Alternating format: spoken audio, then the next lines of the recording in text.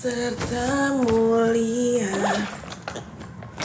Selamat pagi teman-teman.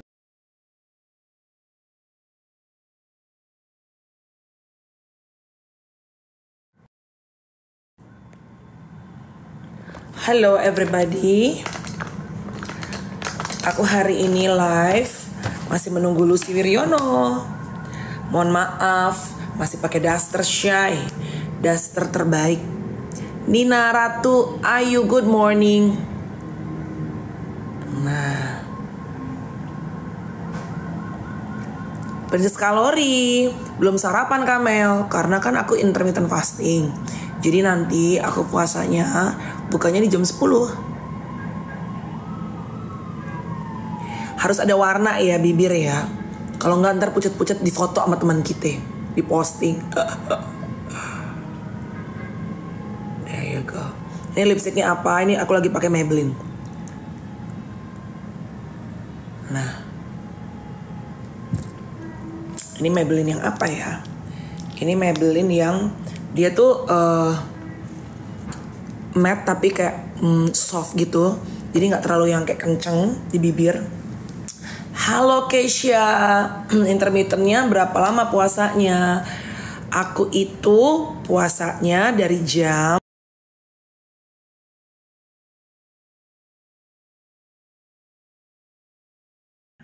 Lucy udah masuk nih.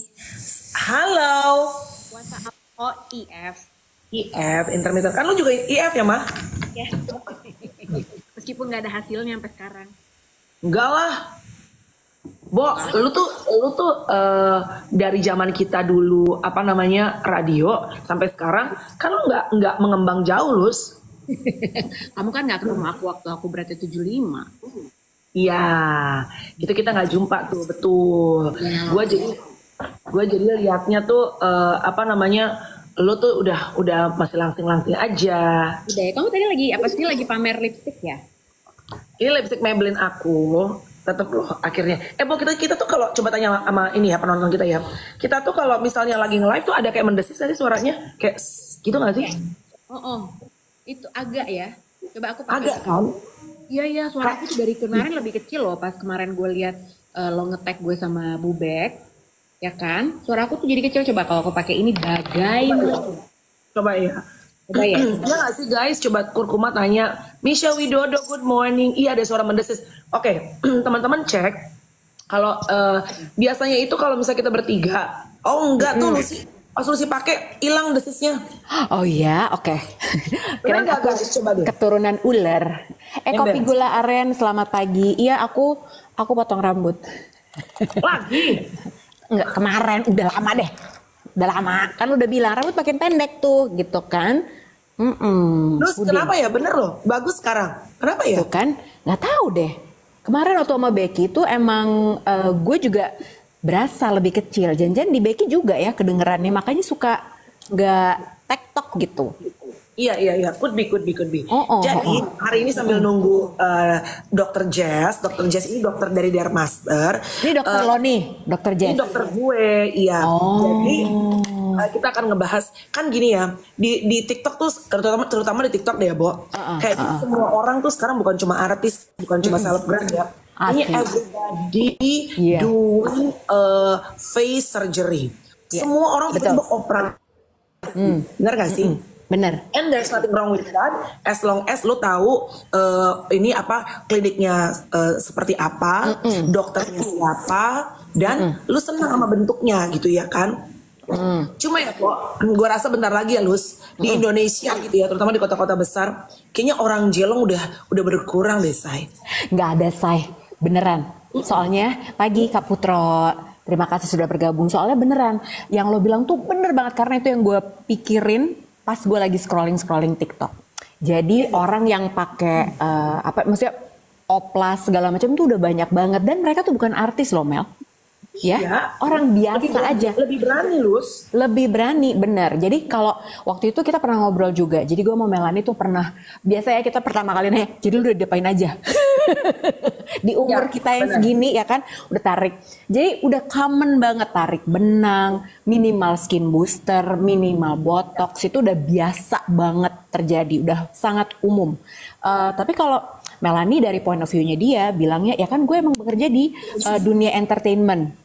Ya kan, entertainment industry di mana lo kalau di hire sama orang tuh pengennya ngeliat lo tuh memang cakep gitu ya, di TV, di panggung segala macam. Jadi lo memang ada tuntutan untuk selalu terlihat apa ya, bukan muda kalau gue bilangnya, terlihat paripurna. Ya dong, looking good. Tapi kalau orang-orang biasa, nah maksudnya yang bukan pekerjaannya di dunia entertainment, banyak loh sekarang yang kayak gitu dan lebih berani, bener. Bener. Jadi ini gue cerita ya, gini. Aku akan jujur sama teman-teman. Waktu gue kecil, gue itu ngerasa gue terlahir nggak cantik. That's how I felt. Jadi dari gue kecil, yang gue rasakan adalah, Kak Panji pernah cerita tuh, super power tiap orang tuh beda-beda. That's how the way God created you. Benar ya, Ma? Kalau Panji selalu bilang bahwa super power dia itu adalah public speakingnya dia. Emang dia bilang. Mau bener mau enggak, orang tuh kemakan sama bacotnya dia. Iya. Bahkan gue lihat podcastnya dia sama Gamila istrinya. Aduh gue lupa siapa yang pelawak, lupa deh. Pokoknya di salah satu podcast si Gamila tuh sering banget ngetawain Panji di podcast yang dia ngebluff ngomong. Kayak dia tuh selalu bilang, lu pada percaya aja. Si Panji tuh ibaratnya kayak suka ngebluff ngomong tuh yang penting tuh bacot duluan gitu loh. Iya benar. Tapi karena dia pintar ngomong Cing Abdel betul. Tapi karena dia tuh public speakingnya jago dan dia selalu bilang itu adalah super power gue. Ya mungkin tidak selalu semuanya kan, namanya orang ngomong kan pasti ada juga yang tidak semuanya. Benar. No one's perfect ya, each of us. Tapi orang tuh percaya aja. Karena Panji itu kalau ngomong, dia tuh benar-benar tertata, baik, dan memang dia pintar. Makanya gue tuh seneng nontonin dia tuh kayak monolog sendirian. Dan tidak, ini ya guys, tidak semua orang jago monolog, walaupun dia pintar. Benar. Jadi dari gue kecil, gue tuh ngerasa I wasn't the pretty in the society. Jadi kalau misalnya si cantik tuh pasti zaman dulu kan waktu era 90-an tuh si putih, si kurus, rambut panjang atau anak-anak blasteran tuh kan masih dikit-dikit dulu ya, nggak kayak sekarang. Nah tapi I always feel bahwa my superpower itu adalah my sense of humor. Emang? Iya kan? Jadi itu kekuatan gue, my sense of humor ini gitu. Nah tapi dalam perjuangan gue itu masuk ke TV, Dok Jess udah invite, benar? Hai Dok Jess. Dok, pakai nama siapa? Kok belum ada nampaknya, Dok? Boleh komen ya, Dok? Oke. Terus. Sepanjang perjalanan gue masuk TV, ditolak casting apa, itu kan muka masih virgin ya, Nek. Nah, apa yang ya kan masih belum diapa-apain ya, pokoknya muka masih begitulah gitu ya kan. Tapi ya kenapa gue bisa ngerti sekarang kenapa orang tuh berlomba-lomba melakukan operasi. Kenapa? Karena you like it or not, when you look good, atau dari master, when you look good, saat lo secara appearance lebih menarik, yang gue rasakan based on my personal experience, walaupun otak tetap harus dilatih ya, otak harus tetap diasah ya, bukan cuma appearance yang penting, bukan cuma casing, tapi how the way people treat you is different. Iya sih, benar-benar. Memang ada yang namanya beauty privilege ya, benar nggak? Yes. Ada banget. Tapi emang kalau yang gue respect dari Melanie adalah kan banyak orang tuh udah melakukan banyak hal, lu udah tahu mukanya berubah. Dulu dagunya nggak panjang, sekarang jadi panjang. Dulu rahangnya gede, sekarang jadi kecil. Tapi nggak ngaku, ya, gitu. Nah kalau gue tuh, yang gue respect dari Melanie adalah dia tuh bilang gitu, ya emang gue melakukan sesuatu gitu, ya kan. Dan lo bahkan lo bikin konten gitu, ya. Lo bikin konten nih, emang gue tuh diginiin, gue botox, gue gue itu gitu. Jadi kalau gue sih, ya hebat aja sekarang orang makin terbuka ya, terutama lo lah gitu ya. Kalau artis tuh kan kadang-kadang nggak ada yang mau ngaku, Bo. Iya, lagian nggak ada betul nggak ada salah ya, karena kan tiap orang ada pilihan. Kemarin kan kemarin gue juga udah bilang ya gitu. Kalau gue itu memang gue nggak ada budgetnya, Bo. Kalau buat kayak gitu. Maksud gue gini, gue tahu di saat gue mulai mengambil keputusan untuk let's say misalnya botox, gak usah di botox deh. Gue kemarin udah sempat nanya-nanya tuh, ada temen gue, kita udah tanya-tanyaan, dia udah botox, terus sama dia belum oplas, tapi dia skin booster, nukleofil apalah segala macam. Gue tanya, bahwa sakit gak gitu? Saya gitu, enggak sih, oke kok gitu. Oke, ini harganya sekian juta untuk pertama kali suntik gitu ya. Harus berapa kali? Harus 3 kali. Jadi gue hitung-hitung, waduh 21 juta nih sekali untuk sampai keseluruhan gitu kan. Abis itu gue harus maintain lagi. Terus gue pikir-pikir, gue kan anaknya overthinking ya. Kayaknya nggak mungkin deh kalau gue menghabiskan uang, gue budgetin segitu per sekian bulan. Nah, jadi ini bosnya Holy Cow loh guys. Tetap ada perhitungan ya. Tapi lu bener juga. Gue. Ini adalah salah satu dokter yang membantu sampai bawa wajah. Oke. Hai dokter Jess. Suara aku feedback ya? Oke, udah boleh bersih. Halo Mel, halo Lucy. Halo. Suaranya feedback nih. Mel, kamu feedback gak? Nih. Kita kayaknya ada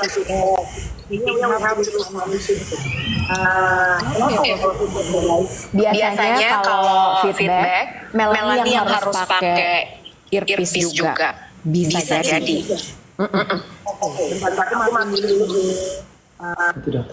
Coba ya. Oke, selamat pagi Dokter Jess. Dokter Jess benar-benar kinclong sekali ya. Jadi Dokter Jess ini yang memang dokter Melanie nih ceritanya gitu ya. Iya, jadi ngikutin 6 tahun deh kayaknya. Dari Melanie yang takut-takut, sekarang tuh jadi berani banget. Jadi udah 6 tahun bareng Melanie.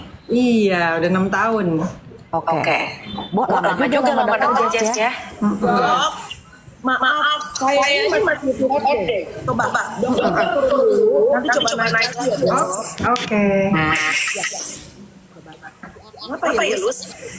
Ini juga mahal dulu. Turun dulu ya. Ini udah. Bentar. Coba. Kontrol dulu. Tuh aku udah. Oke. Aku nggak pakai. Coba. Kalau Melanie pakai earphone gimana? Aku tempel di sini. Dan mulai karang-karang di lautan ya, Shay. Gue tuh nggak bisa pakai earphone di handphone ini, kesel banget deh. Repot nih harus. Coba ya. Oke, teman-teman. Jadi ini kita mau ngomongin tentang oplas ya, gitu. Ini kan lagi banyak banget orang-orang yang melakukan oplas. Jadi sebenarnya kalau kalian punya pertanyaan, boleh banget loh, gitu. Silakan. Misalnya, apakah harus? Ini pokoknya bukan masalah harus oplas. Iya atau tidak, bukan benar atau salah. Karena balik lagi ini adalah sebenarnya kan pilihan. Gitu, ya nggak sih?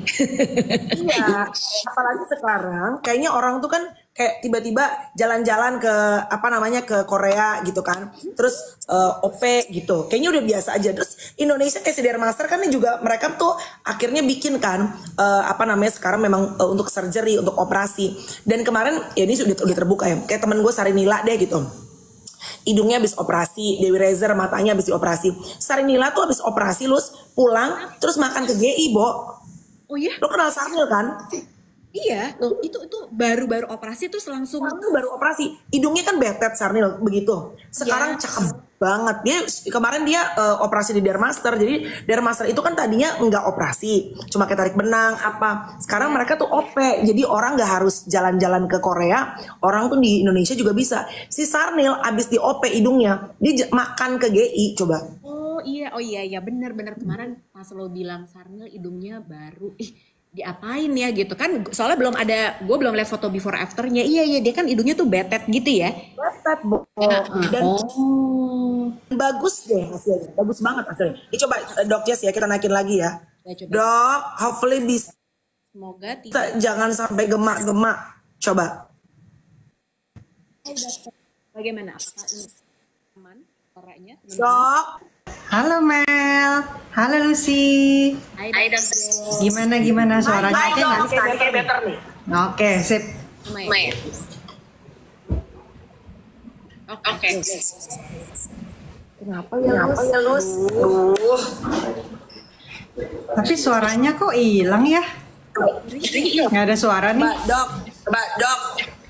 Ya, suara Melani kedengeran, tapi suara Lucy nggak kedengeran. Masih feedback nggak sih guys? Masih. Coba ya. Gimana suaraku? Coba dulu. Suara Melani jelas. Suaraku gimana Nah, sekarang udah oke suaranya. Oke. Coba. Suaraku gemak. Oke. Dok. Oke, Dok bagus. Oke, sip. Enggak. Morning. Bluetooth matiin. Oh, matiin Bluetooth. Bluetoothnya harus dimatiin dulu Pokoknya, semua katanya coba. Salah satu kalau lagi ada yang ngomong, kalau lagi ngomong salah satu semuanya di mute aja gitu ya. Oke.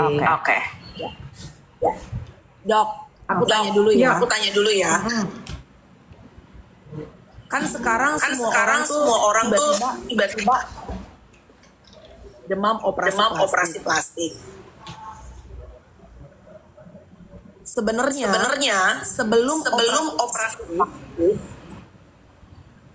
apa aja yang harus dicek dan diperiksa?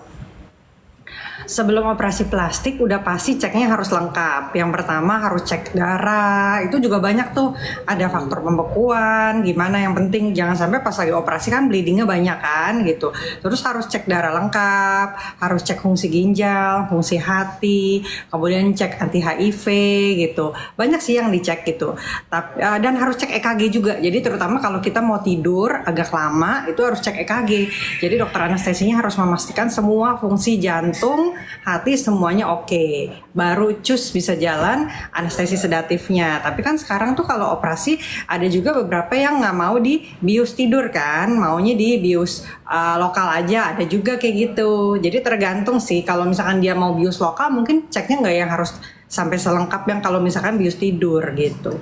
Dan bius tidurnya itu bukan bius yang anestesi umum ya, yang kayak harus masuk selang, intubasi gitu-gitu enggak. Jadi cuma bius tidur aja yang bener-bener obat tidurnya dimasukin intravena aja gitu. Tapi selama operasi kita monitor terus tuh fungsi monitor tekanan darah, monitor nadi, monitor pernapasannya gimana. Jadi selama operasi itu memang ada dokter anestesinya yang standby mendampingi. Pokoknya benar-benar dari awal masuk ruangan sampai kita bangun itu pasti ada dokter anestesi. Dan menurut pasien-pasien tuh biusnya itu enak banget. Jadi selama tidur ya mimpi indah aja gitu. Kayak kemarin si Dewi selama operasi dia bilang, "Dok, aku mimpi loh, aku lagi shopping di Aussie," katanya. Mami aku juga kayak gitu. Aduh enak ya gitu, dibius tidur gitu. Jadi itu mungkin yang membuat orang tuh jadi apa ya istilahnya ya, jadi seneng gitu, jadi ya tanda kutip ya ketagihan ya, karena mereka langsung cantik, terus mereka nggak sakit, nggak berasa apa-apa. After operationnya juga karena kita masukin obat antibiotik, anti sakit, anti bengkak, dan besoknya juga diulang lagi, dimasukin lagi gitu ya, baik injeksi maupun obat minum. Jadi mereka tuh nyaman banget gitu. Jadi almost kayak painnya tuh kalau pas operasi udah pasti 0, tapi besok-besokannya juga kayaknya antara 0 sampai 1 gitu. Jadi sangat-sangat nyaman sih. Oke. Ini bagaimana suara aku teman-teman? Aman. Lebih kecil, aman. Oke. Dok, tadi sebenarnya tertarik pas dokter Jess bilang ada pasien yang memutuskan jangan dibius total deh, nggak usah lokal aja gitu kan. Aku nggak mau sampai benar-benar tidur. Emang kenapa dok? Ada pasien yang memilih kayak gitu? Biasanya kalau misalkan bisa dari kita, bisa dari dia sih. Contohnya kalau dari kita lihat, oh hasil darahnya oke nih gitu, atau hasil darahnya banyak merahnya. Terus atau misalkan EKG-nya kok kayaknya kurang bagus ya gitu. Jadi kita akan bilang, Bu, Pak, ini sebetulnya bisa nih OP, cuma nggak memungkinkan untuk kita bius tidur. Jadi gimana kalau misalkan kita biusnya lokal aja gitu, bisa. Atau dari pasiennya sendiri mungkin yang nggak mau, kayak, Dok boleh nggak saya tetap awake gitu loh, saya pengen sembari dikerjain, saya pengen nggak terlalu dalam tidurnya gitu ya, mungkin karena satu dan lain hal gitu. Jadi bisa juga dibius lokal gitu. Sebaiknya Dokter, bantuin nggak? Dulu mikrofonnya. Iya. Nah, Ada yang bantuin. Ada. Kenapa mikrofonnya? Jadi kalau di mikrofon mungkin aku nggak dengar suara. Oke, jadi aku mute ya. Ya, belum. Oke, nah gitu, aman kan? Oke, jadi kan banyak orang tuh sebenarnya pada saat operasi sampai 2 kali, 3 kali, banyak deh teman-teman juga aku sering lihat gitu, ngerasa operasinya kurang kurang seperti yang diharapkan gitu. Sebenarnya saat mau operasi terutama hidung nih dok, itu kita tuh harusnya kan ada yang bilang dokter itu adalah artis. Estetik dokter ya, biarkan mereka cuma bilang dok I just want to look beautiful, aku pengen cantik, udah. Dokter ini katanya seperti artis yang akan ibaratnya ntar ngerjain dengan taste-nya dia. Atau aku datang ke dokter dengan membawa referensi, aku pengen hidung seperti ini dok. Mendingan yang mana nih? Mendingan yang pakai referensi foto atau membiarkan si dokter sebagai seorang artis yang akan membentuk hidung sesuai dengan proporsi wajah kita? Jadi ada baiknya memang pertama bawa foto dulu sih. Jadi kita bisa sebagai dokter bisa tahu oh preference kamu tuh kayak gimana, very natural atau bener-bener kayak mau sedikit tipsnya tinggi atau kamu maunya yang agak melengkung, agak menukik, apa pengennya yang lurus atau gimana. Jadi kita tahu preference yang punya hidung istilahnya gitu. Nah kemudian di lapangan pas lagi konsultasi itu kita akan lihat possible nggak dibikin seperti yang kamu mau gitu. Space-nya cukup nggak segala macam atau misalkan donornya kira-kira kita mesti biasanya kita lakukan kayak CT scan dulu kalau mau hidung ya, kita lihat dulu kurang lebih ini yang di dalam itu bisa nggak kita manipulasi septumnya, jadi cukup dari sini aja donornya atau harus ngambil dari ear cartilage dikit atau kalau memang banyak banget kita harus ngambil dari ribs gitu. Nah jadi itu ditentukan pas lagi di CT gitu, tapi pas saya konsultasi biasanya dokternya juga akan nyocokin sama kemauan kamu. Dan yang kedua setelah itu kita harus lihat kalau misalkan bentuknya kayak gini kurang lebih proporsional nggak nih, cocok nggak sama matanya, sama pipinya, sama dagunya, sama dahinya, itu semua kayak mau dibikin proporsional gitu. Kalau enggak kan juga aneh kan, kelihatannya fake kalau misalkan terlalu jomplang gitu sama area yang lain gitu. Jadi ya nggak apa-apa bawa foto itu boleh, bagus. Tapi sebenarnya kalau aku tuh penasarannya, kalau kita nih mau potong rambut, bener kan? Nih kayak gini dong, aku pengennya begini gitu kan. Atau misalnya kalau kita mau mantesin, oke, kalau rambut panjang bisa pakai wig dulu. Terus udah gitu kalau misalnya mau dipendekin, diginin aja rambutnya, ya kan? Nah terus kalau mau ganti hidung nih bentuknya, nah tadi yang dokter Jess sempat bilang, nah dilihat dulu tuh. Nah itu tuh ada scanningnya. Oke nanti kalau hidung kamu bentuknya di kayak gini nih, kayak ala-ala filter gitu loh dok. Kalau misalnya kita di TikTok ya kan, itu kan bisa kelihatan kalau dagunya aku lebih panjang, aku jadi gini tuh mukanya. Atau kalau hidung aku mancungin jadi kayak gini loh. Itu tuh ada visualisasi sebelum tindakan atau gimana sih dok? Karena aku sama sekali nggak ada pengalaman gitu ya. Gimana dok? Nah kalau dulu di Korea sebetulnya ada tuh programnya, jadi kurang lebih hidung kamu kalau misalkan mancung kayak gimana gitu. Tapi yang aku tahu tuh sekarang udah jarang dipakai gitu. Kenapa? Karena kadang-kadang nanti hasil operasinya bisa sedikit beda dan kayak pasiennya kayak ada beberapa yang kayak pengen sama plek persis gitu loh, kayak yang AI-nya itu yang di contohnya itu gitu loh. Jadi kalau sekarang itu biasanya kita bikin proyeksi sih. Jadi dokternya biasa suka pakai cotton bud apa kalau mancungnya segini oke nggak gitu, segini nih gitu. Jadi dia akan proyeksiin dulu, bener-bener kita samain dulu nih kemauan kita, pace kita pas lagi konsultasi gitu. Terus juga biasanya ada beberapa pasien yang sebelum dia OP dia biasanya benang hidung dulu, atau misalkan dia benang hidung plus filler. Dia bilang paling enggak gue tahu nih kalau misalkan gue mancung bakal kayak gimana nih, cocok nggak gitu. Jadi itu kayak langkah di tengah-tengah yang which is itu nanti bisa hilang ya kan, atau kayak filler kan bisa reversible, bisa di netralin lagi gitu kalau amit-amit nggak suka. Tapi kan sebetulnya itu langkah di tengah-tengah gitu. Jadi dia udah terbiasa ngeliat hidung gue mancung nih segini, kurang lebih udah kebiasa. Nanti kalau dia pengen bikin permanen atau dia pengen bentuk yang lebih tinggi lagi dikit, dia bisa OP gitu. Jadi biasanya sih beberapa pasien kayak gitu.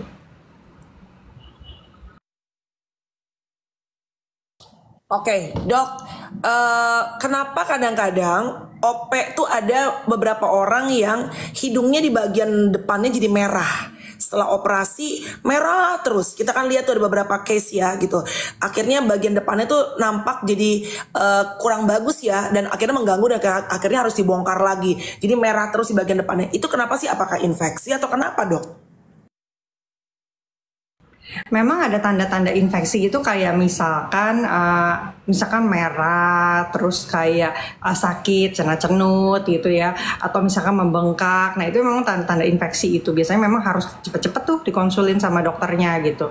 Dan yang aku tahu kalau misalkan hidung nggak usah dioperasi ya, dibenang aja, itu benar-benar harus jaga banget, nggak boleh terpapar sama asap rokok gitu, nggak boleh ngerokok gitu. Jadi memang agak-agak sensitif ya, namanya juga kan di ini ya ada insisinya gitu loh. Kalau misalkan kayak benang kan juga ada tempat masuknya benang walaupun cuma satu titik gitu. Jadi itu harus dijaga banget, harus steril gitu selama masa pemulihan sebelum dia benar-benar sembuh sampai sempurna gitu lukanya.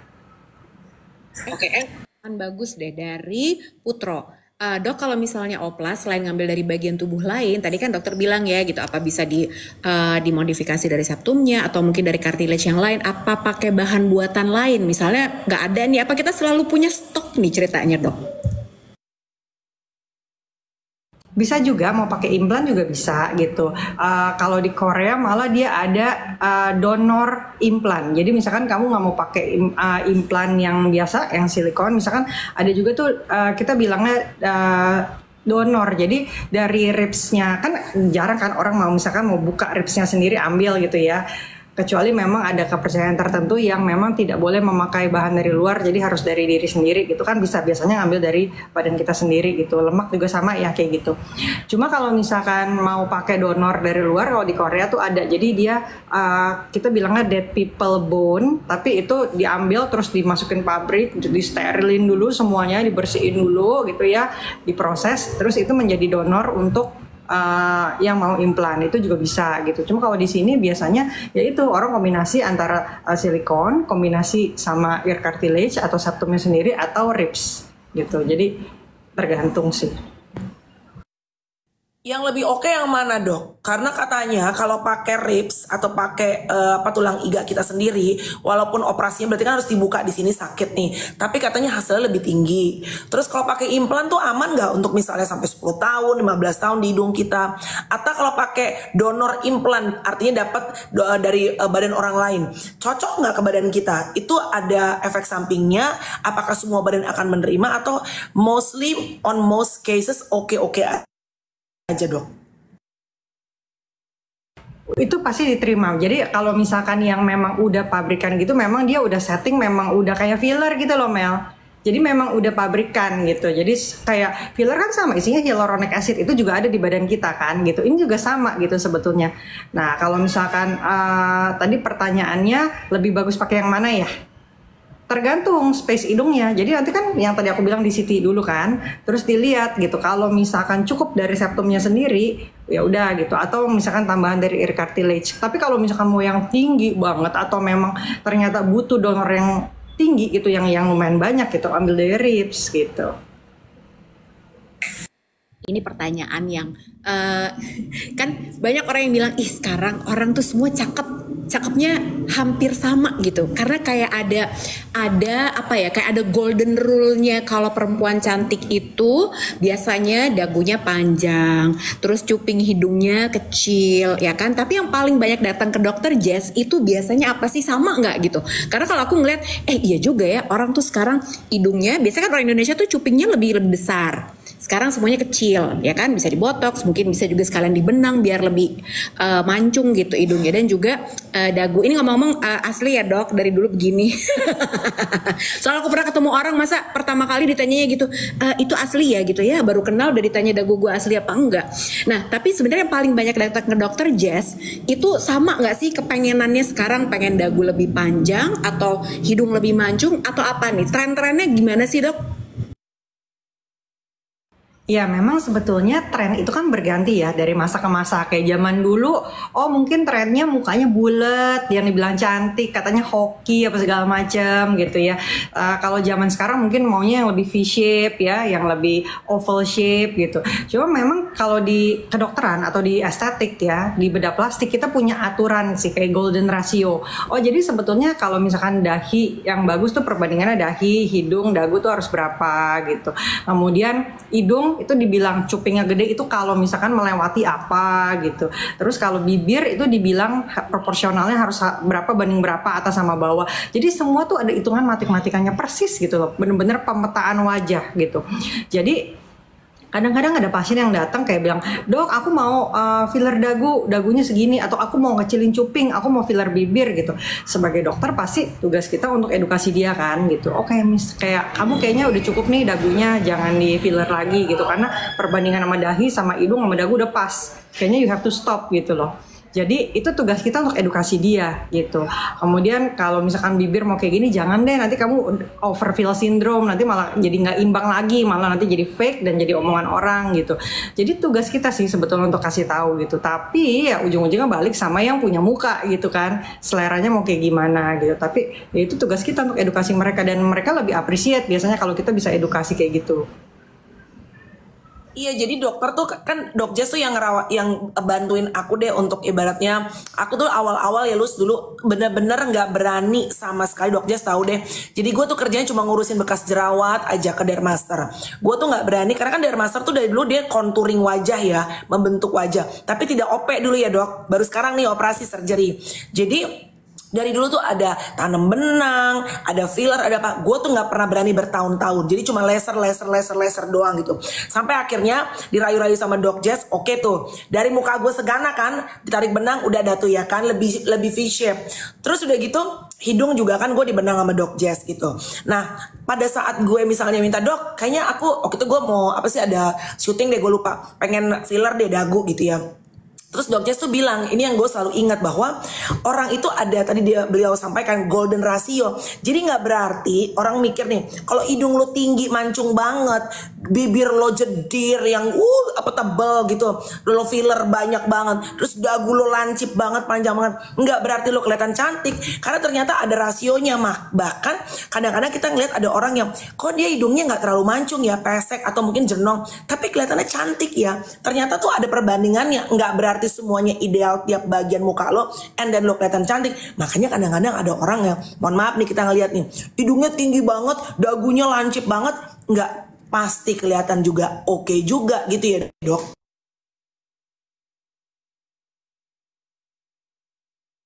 Aku selalu bilang gitu, jangan jadi fake. Kalau bisa kamu tetap jadi kamu, cuma jadi versi yang terbaiknya kamu. Misalkan kayak biasa kamu pakai shading gitu, ya udah kamu mau nggak bangun tidur udah mancung gitu, nggak usah pakai shading lagi gitu. Terus misalkan apalagi ya, biasanya kamu kayak sampai di shading ini gitu, kamu mau nggak ditirusin mukanya supaya kayak kamu nggak usah capek-capek. Jadi istilahnya ya mempermudah hidup lah. Biasa kalau misalkan kita cewek-cewek kan sulam alis lah, sulam bibir, supaya nggak usah capek-capek ya bawa pakai lipstick lagi gitu, dikit-dikit touch up. Nah ini juga sama gitu prinsipnya.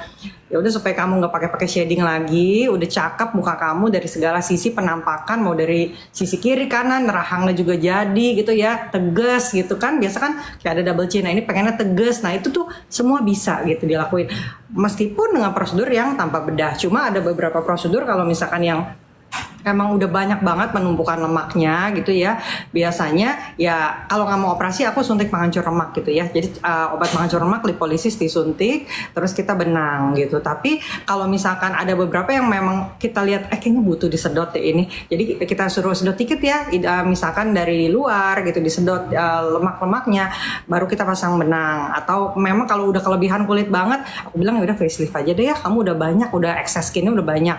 Atau misalkan kayak misalkan di sini lemaknya banyak, ya udah dari dalam aja deh diambil, kayak kita ke dokter gigi gitu, buka mulut dia bikin insisi dikit 1 cm, terus lemaknya diambil, terus nanti dia cepat sembuh karena kan di dalam mulut kayak kita sariawan ya, cepat sembuh gitu.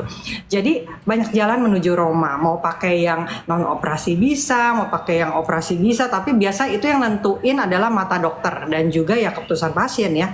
mau OP atau enggak gitu, mau kombinasi antara minimal invasif kita bilangnya sama operasi, atau benar-benar saklek gitu, misalkan mau ini aja atau mau ini aja gitu, garis keras gitu ya, tergantung kondisi di lapangan.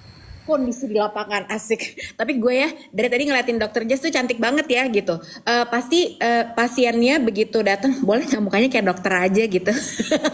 Ini soalnya kalau ngomongin golden ratio dari tadi aku ngeliatin dokter Jess gitu kan, rahangnya cakep, dagunya cakep gitu ya. Dok aku boleh nggak sih kayak kamu aja? Kalau gue mah gitu kayak ketemu. Tapi gini sebenarnya dok, kalau misalnya kita memutuskan buat oplas, apakah itu harus di-maintain juga? Misalnya nih hasilnya akan bertahan cuma sekian tahun, nanti harus di redo lagi atau gimana? Nah itu akan harus operasi lagi atau sekali aja sebenarnya seumur hidup cukup sih dok?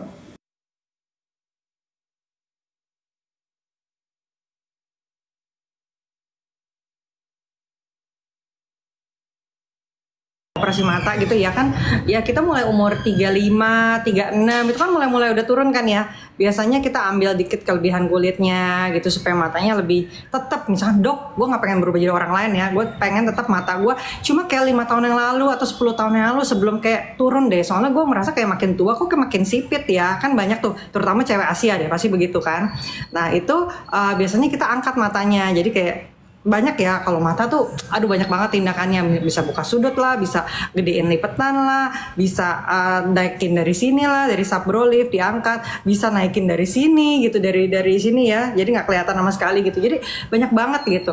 Cuma anyway itu semua tidak bertahan selamanya, apalagi mata ini kan kulitnya tipis, jadi mungkin sekitar 4 tahun 5 tahun pasti akan turun lagi gitu. Jadi biasanya aku bilang sama pasien supaya nggak gampang melorot lagi, termasuk muka juga ya, kalau habis facelift sama neck lift, supaya nggak gampang melorot lagi habis operasi itu kamu harus tetap treatment. Kenapa? Karena ibaratnya nih ada kelebihan kulit, oke kita potong kelebihan kulitnya, tapi kan istilahnya itu kayak jalanan ya, dipasang jangkar, dipasang besi, tapi semen sama pasirnya kopong, jadi cepet roboh lagi. Kulit kamu juga gitu, kalau kamu nggak ngerangsang kolagennya, elastinnya, fibroblastnya, semua dirangsang supaya dia tetap padat, tetap kenyal, tetap supple, ya gampang melorot lagi. Jadi itu makanya kita harus kombinasi gitu, karena muka kita ya layernya banyak, kulitnya tuh banyak gitu, kayak kue lapis. Jadi istilahnya kamu harus bener-bener stimulasi kolagennya, terus kayak di lapisan-lapisan tertentu kan kadang-kadang suka ada melasma, ada flek, ada jerawat, apa segala macam, itu juga harus dibenahin gitu semuanya, supaya nggak kusam juga, sel kulit matinya juga harus rutin dibersihin gitu. Jadi ya secara holistik lah, kita nggak cuma bentuknya aja bagus, tapi juga memang kulitnya juga bagus gitu, itu harus diperhatiin dari semua. Oke, dok. Sekarang kan anak-anak umur 28, 30-an deh gitu, itu pada facelift. Which is kalau dulu kan kita tuh dengernya facelift tuh kalau udah 50 gitu. Dengan sekarang tren TikTok ini kan semua orang tiba-tiba facelift lah, yang mungkin butuh atau belum butuh. Nah dari segi dokter estetika, sebetulnya oke usia untuk mulai facelift itu sebetulnya di umur berapa dok? Facelift itu kayaknya kalau 28 kemudaan ya Mel ya, kemudaan lus. Jadi kalau misalkan facelift itu pertama dokternya harus lihat dulu sih, kalau banyak kelebihan kulitnya, ditarik, oh banyak kelebihan kulitnya, oke kita facelift gitu. Kalau misalkan ternyata excess skinnya nggak banyak, terus nggak harus reposisi otot, nggak harus sedot lemak gitu ya, masih bisa pakai cara-cara non-invasif, ngapain juga gitu di facelift gitu, karena ke satu pasti biaya lebih mahal, terus kedua juga facelift itu kan juga ada kita meninsisi ya, walaupun memang di belakang kuping ini kadang-kadang bisa diumpetin ini di sini jadi nggak kelihatan gitu, tapi kan tetap ada scarnya. Kadang-kadang cewek-cewek kan maunya kan rambutnya dikuncir atau gimana gitu kan, yang harus benar-benar scarless ya gitu. Jadi kalau menurut aku sesuai kebutuhan sih, jangan kayak terlalu ngikutin tren gitu. Jadi sesuai kebutuhan aja, yang perlu-perlu aja gitu dikerjain.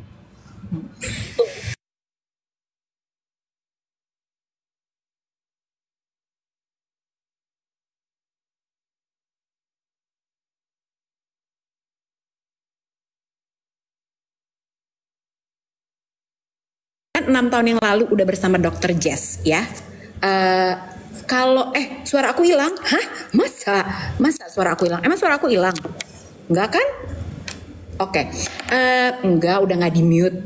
Udin. Nah, Mel, apa yang lo rasakan 6 tahun yang lalu waktu pertama kali nih ketemu sama dokter Jess, terus udah gitu lo kan konsultasi di benang, and then when you wake up melihat perubahannya, apa yang lo rasain? Ya kan, karena pengen, ini penting banget nih kalau misalnya ada teman-teman yang mungkin abis ini konsul ke Dermaster aja deh gitu, kita pengen melakukan sesuatu, but how do you actually feel setelah melihat muka lo nih dibentuk sama dokter Jess menjadi lebih baik dari sebelumnya? Gimana Mel, perasaan lo?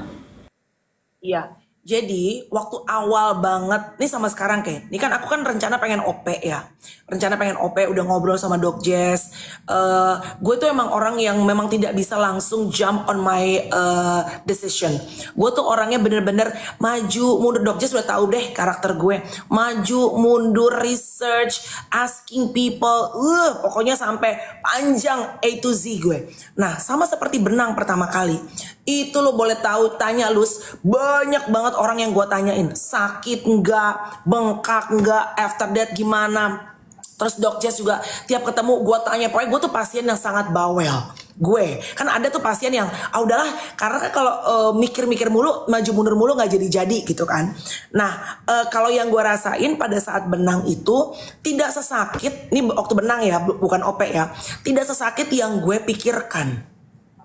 Karena ternyata pain tolerance tiap orang tuh berbeda-beda. Dan kayaknya karena gue sekarang udah beberapa kali benang, gue bisa bilang pain tolerance gue jadi meningkat gitu loh. Karena kan botox kan lo nggak cuma dikasih kayak apa namanya dok, untuk dibaalin di kulit lo doang kan. Nah gue kayaknya udah pain tolerance gue tuh sudah cukup meningkat gitu. Nah, orang tuh kalau ketemu gue biasanya kan selalu bilang, kayaknya selain gue olahraga mungkin losing weight, orang biasa bilang, lo sekarang mukanya kelihatan beda gitu kan. Tapi bukan yang kayak obviously, lo operasi atau beda banget mukanya, nggak gitu. Nah, kenapa? Karena Dok Jess tuh salah satu yang bawel. Misalnya gue kayak tadi tuh udah ngerasa kan kita gatel tuh ya, karena pasti dibilang ada adiksi, adalah sedikit-sedikit. Lu makin ngeliat muka lo, kayaknya botox apa namanya, rahang gue bagus nih, kan gue botox rahang ya, kayaknya bagus nih. Ntar gue tiba-tiba, dok apa botox rahang lagi dok? Ntar kita ngeliat tuh, kamu baru nih, hanya jangan dulu deh, nanti resisten. Oke dok gitu. Jadi beliau tuh juga ibaratnya bukan yang semua gue diiyain gitu. Kita ngobrol dulu, terus bilang, dok kayaknya gatel gitu kan, kayaknya benang lagi ya dok ini nih, atau hidung deh gitu, udah penuh Mel, udah nggak bisa lagi gitu. Beliau biasa kasih tau gue gitu. Nah makanya beliau bilang, kalau kamu mau hidungnya mancung, kayaknya aku nggak suggest kamu untuk benang lagi. Kayaknya it's about time kamu harus operasi kalau kamu emang udah pengen untuk yang permanen, pengen mancung. Itu pun gue tanyain terus tuh, dok kemana aku, terus apa nanti hasilnya gimana dok, karena gue melihat banyak juga orang yang setelah OP tuh udahlah sakit, terus ngerasa nggak satisfied dengan hasilnya. Mohon maaf ya dok, misalnya miring, misalnya hidungnya abis itu kempes turun lagi, kan kita udah sakit ya udah dibongkar hidung kita. Jadi gue banyak ngobrol nanya sama Dok Jess, bener nggak dok?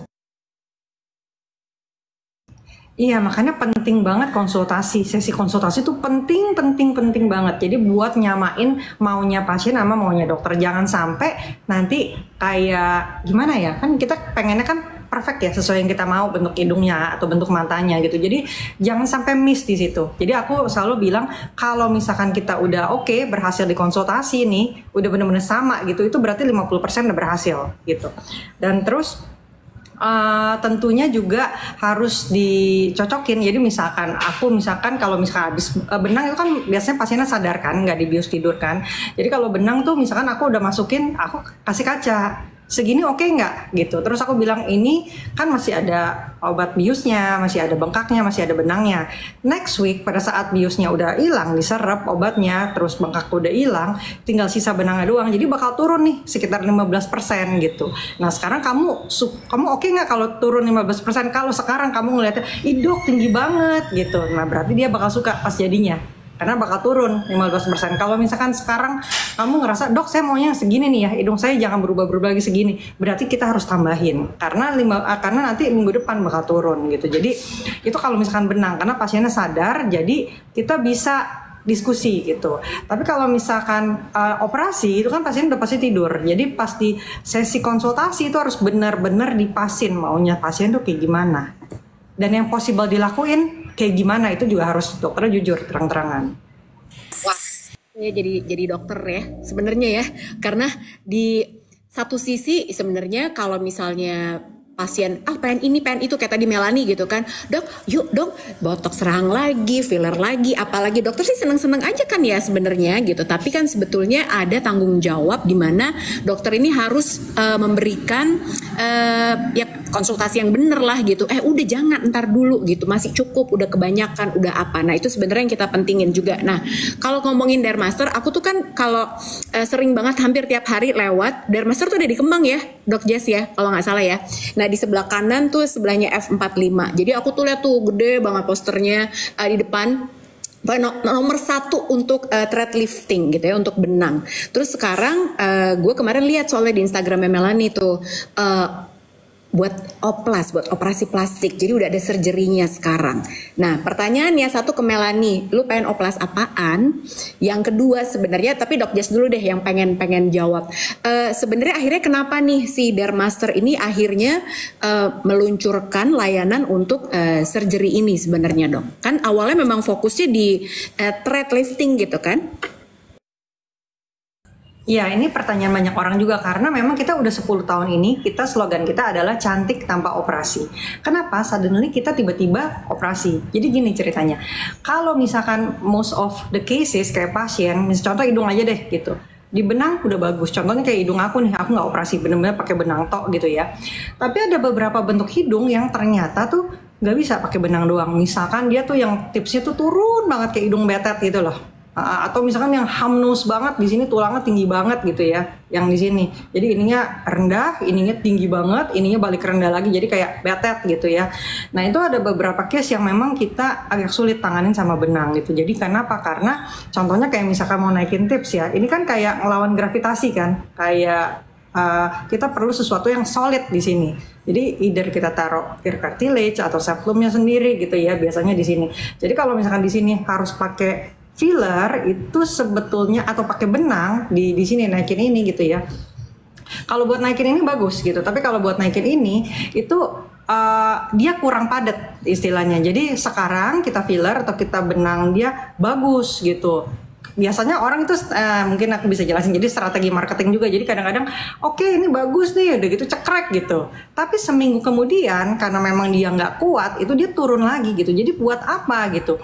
Karena aku prinsipnya begini, tempatin diri deh jadi pasien, tempatin diri jadi yang punya hidung, mau nggak kayak begitu? Pasti kan nggak mau kan, cuma dapat hasil bagus seminggu buat apa gitu. Jadi aku selalu bilang bahwa hasilnya itu tentu harus memuaskan buat pasien gitu, memuaskan banget yang punya hidung, bahkan kalau bisa kita beyond patient expectation gitu. Jadi itu orang juga happy gitu. Jadi kenapa kita harus kombinasi sama surgery? Jawabannya itu kalau untuk hidung. Tapi kalau untuk wajah yang tadi aku bilang, misalkan pasiennya lemaknya masih banyak nih, pipinya masih cabi gitu ya, terus dibenang, ya tentu berat dong kerja benangnya. Dia harus menarik tapi ada bola, ada massa gitu di sininya, ya pasti dia cepat turun lagi gitu. Jadi pada kasus-kasus kayak gitu, aku harus sedot lemaknya, harus combine gitu sama liposuction, combine sama bakal fat removal, barulah pada saat nggak ada pemberat lemak-lemak itu, kita tarik dan hasilnya bisa tirusnya itu lebih lama dan maksimal. Begitupun sama facelift, kalau misalkan kayak ada yang udah tua banget, kelebihan kulitnya banyak gitu, pasti aku akan ngomong jujur di awal, Bu, ini kalau misalkan dibenang nggak bisa narik-narik kayak gimana banget, tapi kulitnya ibu kualitasnya akan lebih bagus karena dengan kita taruh benang itu kan akan ngerangsang kolagen, elastin, sehingga kulit ibu akan lebih supple dan ada efek rejuve-nya, jadi kulitnya lebih glowing gitu. Tapi untuk ibu bisa narik banget kayak misalkan 10 tahun yang lalu atau 20 tahun yang lalu itu susah karena ada kelebihan kulit. Idealnya kalau kulitnya lebih, idealnya dipotong dong gitu. Jadi harus kombinasi sama facelift. Jadi intinya ini adalah sebetulnya cita-cita aku sih, cita-cita dokter lah, semua dokter di seluruh dunia pasti ingin memberikan hasil yang terbaik buat pasiennya. Dan itu nggak mungkin dilakukan pakai satu disiplin ilmu, misalkan estetik aja. Itu harus multidisipliner ilmu. Jadi kayak kita gabung bedah plastik, gabung sama estetik. Udah gitu kalau misalkan memang perlu, aku bilang maksudnya aneh dong kayak mukanya aja bagus tapi badannya nggak bagus, kan itu satu paket. Jadi kita juga benerin gitu gisinya. Jadi jadi kita pengennya pasien tuh sehat, jadi sehat, awet muda dan juga cantik gitu. Jadi itu semua harus diperhatiin makanya kita bilangnya holistic treatment gitu. Jadi semuanya harus diperhatiin. Kalau makannya bener itu luka operasi juga sembuhnya cepat banget, dan gitu bekasnya juga jadi hampir nggak kelihatan gitu. Bengkak juga prosesnya semua juga akan teredam gitu kalau memang nutrisinya bagus. Jadi ya itu semua berkaitan lah intinya. Jadi apa Mel, lu pengen diapain? Gue tuh sebenarnya pengen hidung, tapi hidung tuh kan gue tahu bahwa hidung tuh it change my face 180 degrees pasti kan gitu, in a good way or could be knock on wood in a bad way, ya kan kalau misalnya nggak cocok sama muka gue, pokoknya hidung tuh pasti kelihatan ngerubah muka pasti kan gitu. Kalau facelift kan ya lu kelihatan lebih kenceng aja tapi tetap masih muka lu gitu. Nah jadi gue masih ngobrol dan satu tadi ada yang bilang, Kamel jangan OP nanti berubah jadi bukan kayak karakternya jadi hilang. Itu yang juga gue sampaikan ke Dok Jess bahwa kan banyak nih ya, ini lagi-lagi self preference ya Luz, kan banyak yang ingin menjadi Korean girl. Karena juga banyak yang OP kemarin sebelum ada Dermaster di Jakarta kan banyak juga yang berangkat tuh sekalian jalan-jalan ke Korea gitu. There's nothing wrong with that. Tapi kalau buat gue ngerasa gue dengan tekstur wajah gue yang cukup keras, gue tuh ngerasa gue nggak cocok gitu. Dan gue juga nggak pengen kelihatan seperti cewek Korea gitu. Again, this is my self preference ya.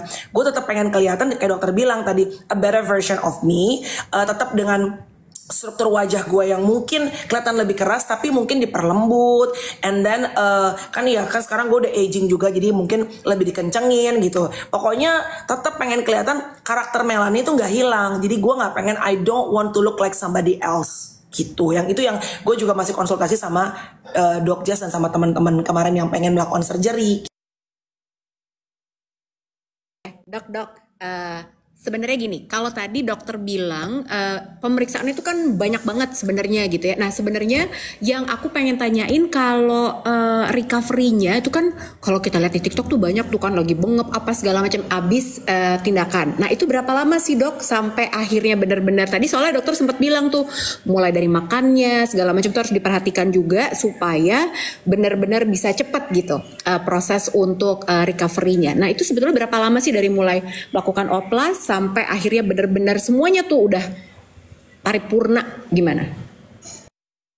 Oke, ngomongin soal hidung aja deh ya, hidung. Kalau dulu tuh hidung itu operasi dulu lah ya, kayak 10 tahun yang lalu, 5 tahun yang lalu, aku ngelihat bener-bener bentuknya itu bagus dan stabil itu setelah 6 bulan gitu.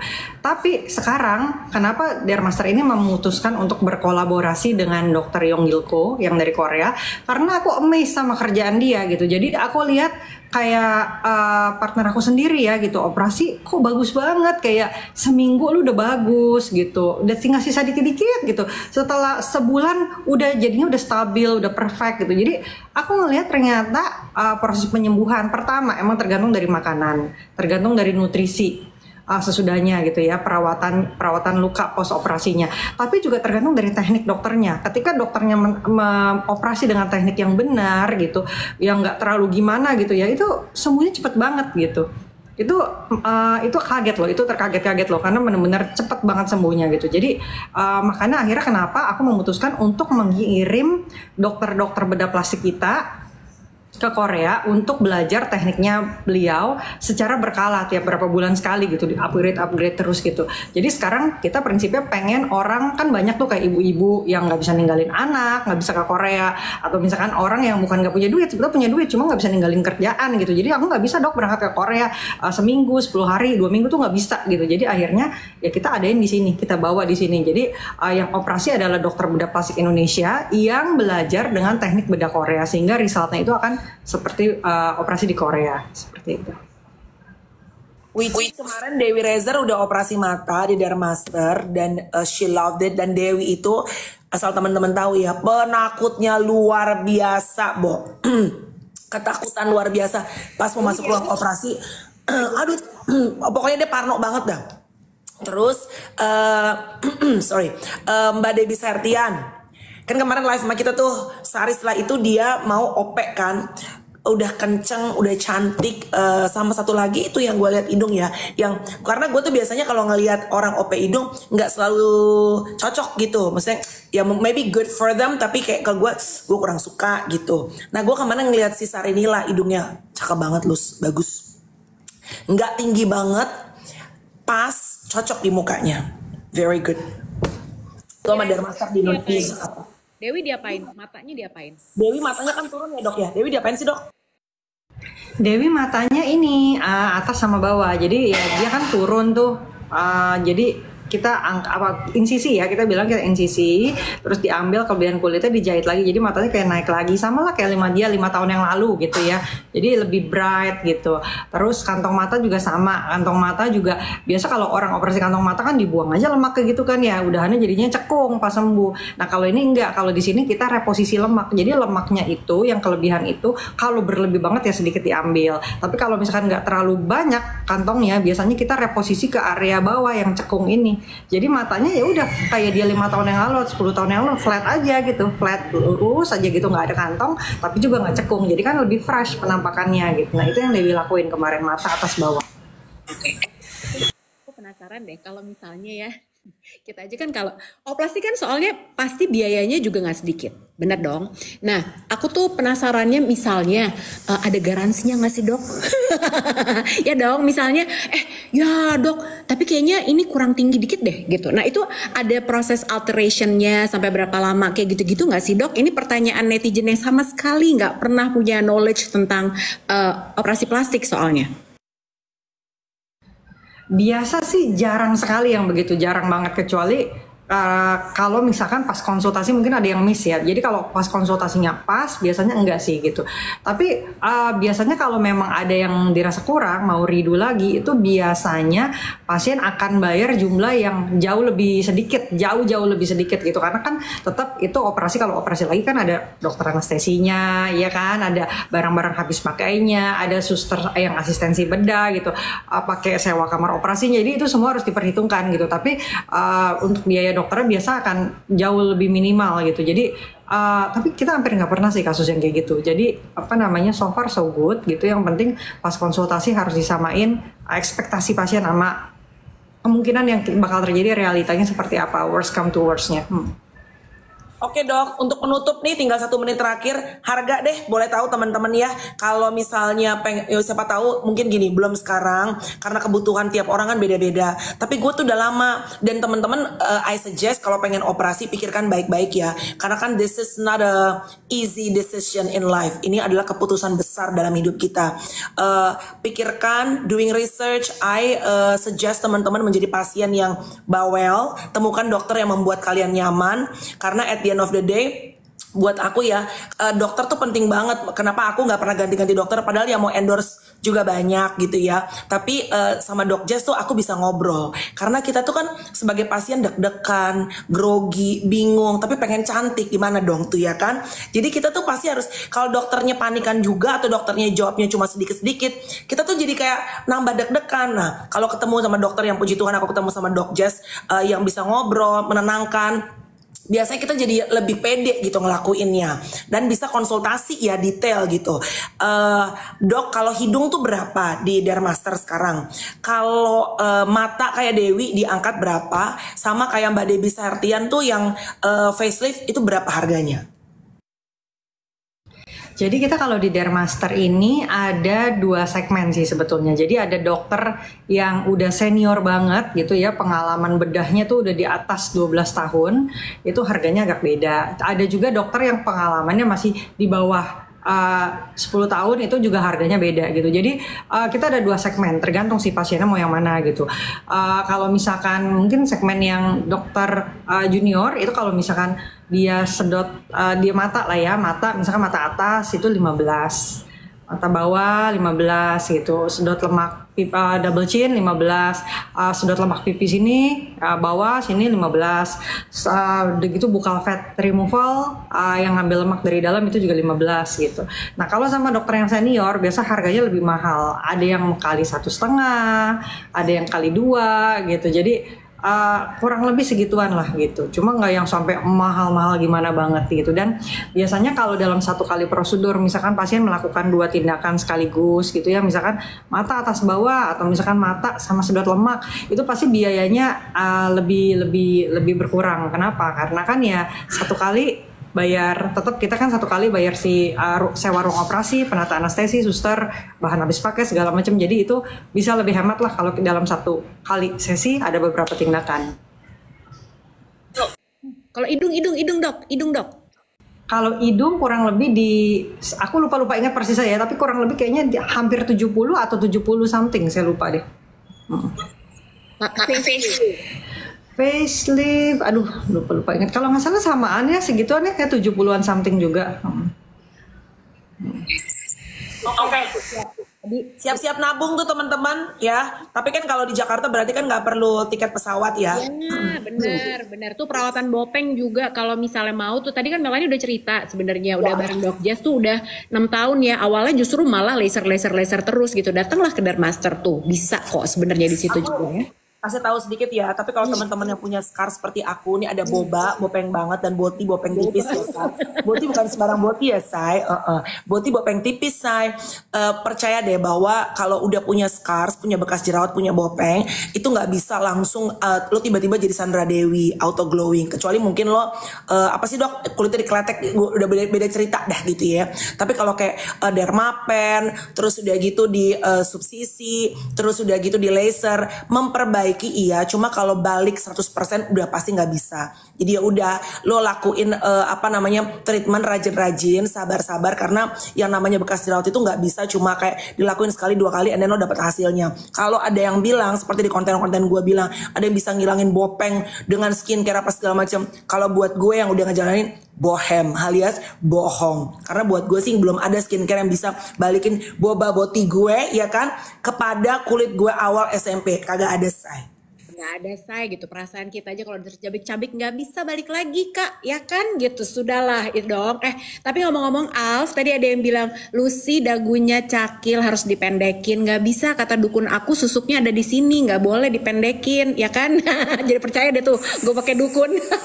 Justru orang pada pengen sekarang kayak Lucy dagunya dipanjangin cenah, ya kan? Dok, tutup terakhir dong dok. By the way, thank you very much Dr. Jess ya. Apa yang karena semua orang sekarang gini, ada yang murah, langsung pada OP ini apa segala macam. Ujung-ujungnya mohon maaf, kadang-kadang ada yang nyesel. Do's and don'ts-nya sebelum kita memutuskan untuk operasi plastik. Yang pasti pesan aku buat teman-teman itu harus cari dokter yang kompeten ya. Jangan ngarah yang murah doang.